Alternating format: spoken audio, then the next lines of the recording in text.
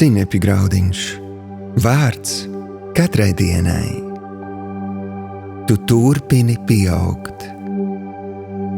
Šodienas rakstu vieta. Ikvienu zaru pie manis, kas nenes augļus, viņš noņem, un ikvienu, kas nes augļus, iztīra, lai tas jo vairāk augļu nestu. Jāņa evaņģēlijs 15. nodaļa, 2. pants. Šodienas pārdomas. Man reiz bija uzticēts dārzs ar jaunām ābelītēm. Pavasarī uzaicināju dārznieku, lai tās pareizi apgraiza.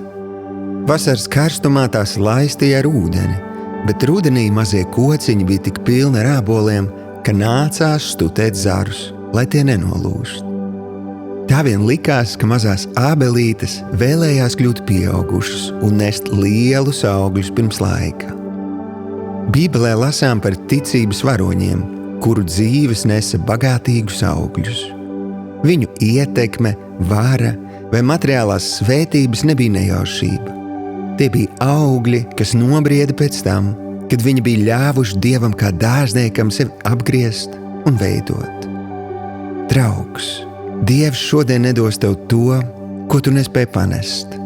Tā vietā viņš kā mīlošs tēvs un vislabākais skolotājs pasaulē mācīs tev lietas, kas sagatavos tevi rītdienai.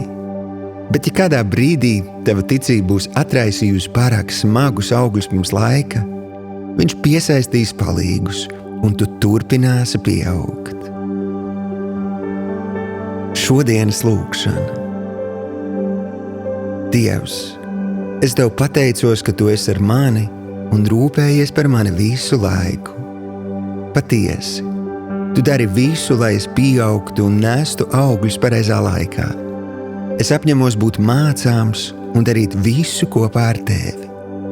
Paldies, ka tu visu vērs par labu, mans mīļais tēti.